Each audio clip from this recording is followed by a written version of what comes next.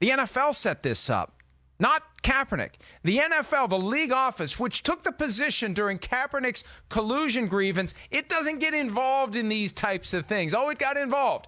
They set up this workout, and they told Kaepernick about it yesterday. Hey, you got a workout on Saturday for any and all interested teams. And Kaepernick's people said, well, how about Tuesday? You know, teams are kind of busy on Saturday during the season. Nope, it's Saturday. Well, how about next Saturday so teams have a chance to, plan for this workout? Nope, it's this Saturday. So there's a lot weird about this.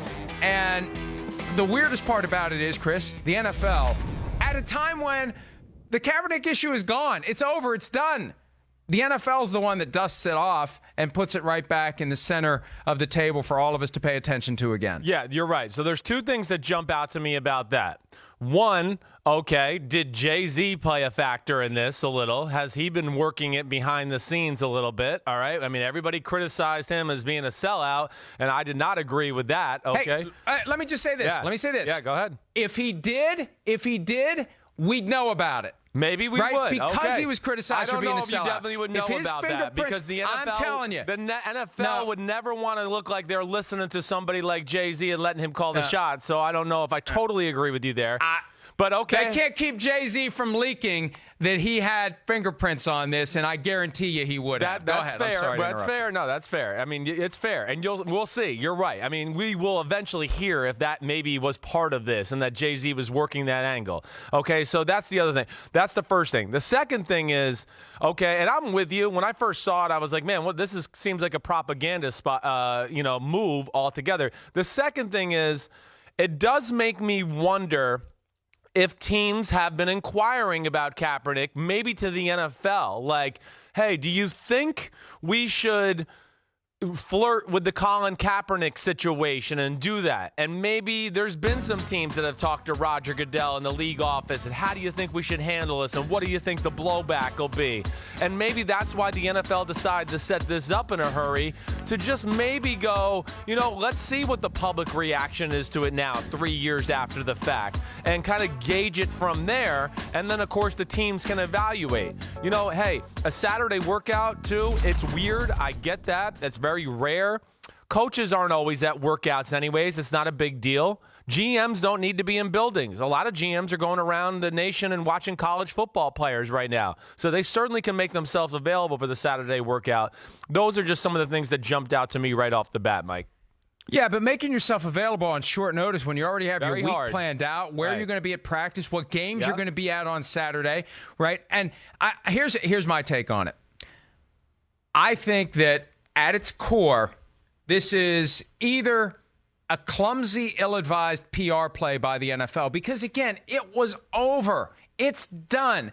The agent for Colin Kaepernick put out a memo a few weeks ago addressing some of the false narratives that have lingered for the last 2.5 years. That didn't register on anyone's radar screen. It's over. Why, if you're the NFL, are you looking back at something that has faded out of sight in your rearview mirror? I don't know. So I think here's the better explanation, and I think it really is this simple.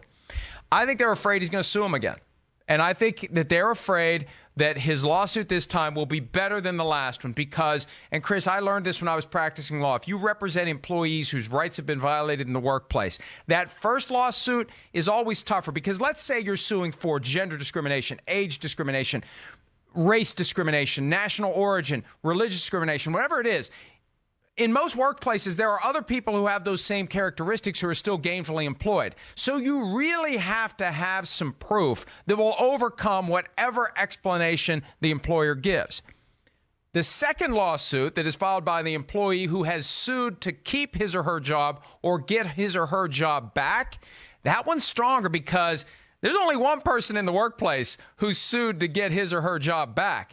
And most employers aren't going to be happy that they had to spend the money, they had to spend the time, they had to do something they didn't want to do. Now, Kaepernick didn't get his job back, but he got a pile of money, and he's able to continue to try to play for NFL teams who are shunning him just as aggressively as they were. I think that the league is scared that this thing is going to end in another lawsuit or collusion grievance or retaliation grievance under the CBA, and this is a way to at least play the game. It's a chess game between the league and Kaepernick. Maybe he won't show up, and then maybe the case will be stronger from our perspective if he doesn't check the boxes and do the things that we think he needs to do if we're trying to kind of put him in a corner on this. So I think there's a legal strategy at play here because they fear a second lawsuit from Colin Kaepernick. That's the only explanation that makes any sense to me. Well, I mean, Mike, you know more than me on these subjects. Crap, you're smarter than me in general. To me, it just seems odd. Are we recording? Do we record this? Yeah. We play this back over and over and over again? But go ahead, keep going. Well, it does seem like odd to me that you can sue again for the same thing. You can't. It's not the same thing. What you're suing for now is retaliation that is being focused on the person who exercised their legal rights and essentially won. He got somewhere reportedly between $1 and $10 million from the NFL. So you're saying they're even more determined. They're even more determined now to not give him a job. So you're saying I sued you, right? And now you're really in the black book because you sued us and won and screwed us over. So now you're saying you can sue again because of that. Okay, I get that. I understand that. Get that logic. All right, they're dancing or playing with fire here for sure. I know that because to me the other thing that just jumps out. And again, the legality of this stuff, I always leave that to you. And what you're saying, it certainly makes sense as you're sitting here explaining it to me. But the other part of it, too, is what do they do on Saturday? Like, it's not going to be a good look if, like, 2 teams show up or no GM show up. I mean, again, that's where it's just odd to me. Is the NFL going to call around certain teams and, like, force the GMs to be there to further along this publicity stunt so it doesn't look stupid? Because it's going to look stupid if he's there and let's just say 2 assistant GMs or 2 pro personnel guys are there and he had a workout. It will totally look like a sham. So hopefully these are the type of things that have been thought out. I'm still hoping that there's truly teams that are inquisitive about where he is and actually do want to see him work out. But to what you have said and, to what we've seen the NFL in the past and some of their propaganda and having to handle these situations, I err on more of what you're saying than what I'm saying.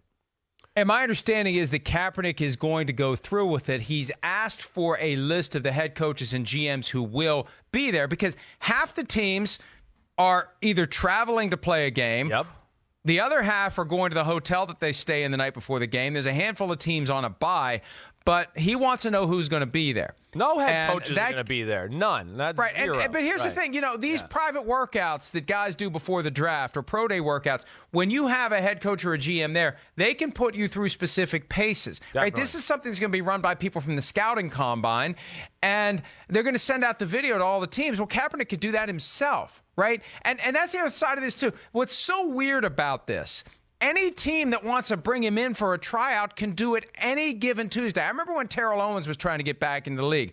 He was going to hold something like this, his own workout. I can't remember whether he did or didn't do it, but you can bring in, and teams do bring in, 5 to 10 to 12 or more guys every week for tryouts in their facility with the coach there, with the GM there, because it's in the building, and no one's done that. So that's what's weird about this to me. That's what makes me believe that maybe there's some teams that are inquisitive about it, and they don't want to deal with just we're the team that brought them in pressure and public scrutiny from the people who are going to fight back about Colin Kaepernick and his situation in general. And again, I have no knowledge of that, but it's just something that pops up to me there, just thinking about it and reading your articles last night and ever since the news broke. Last thing to discuss on this before we take a break. And this question, I don't think we're going to get an answer to, but it's worth pondering. They had an owners meeting a month ago. Was this on the agenda? Was this something that the owners talked about, decided to do? Do they even know about it? Or is this just the league office deciding on its own to set this up? I'd love to know how many owners had input in this, because my guess is some of them would have said, why in the hell are we doing this? Right. Why are we doing this? Why are we being the ones to inject Colin Kaepernick back into the news cycle in the middle of our 100th season? Nobody's talking about this guy. Nobody's worrying about this guy. Nobody's thinking about this guy, unless they really are obsessed with managing potential legal liability. And let's face it. If he would sue him again and they'd settle it again, I mean, what's $10 million to 32 billionaires who are carving this thing up to a tiny little sliver? It's like you and me losing a penny. Yeah, it means nothing to them. You're exactly right. You're right. So I don't know. It's going to be interesting. I'm going to be interested to see just how many people show up, how many teams show up, and what kind of event this is overall. Well, and Terrell Owens should show up to catch passes. Antonio Brown should maybe show up to catch passes. That would be awesome.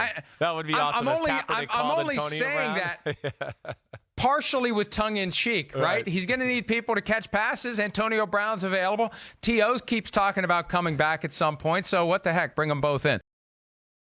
Hi, I'm Mike Tirico, and thanks for watching.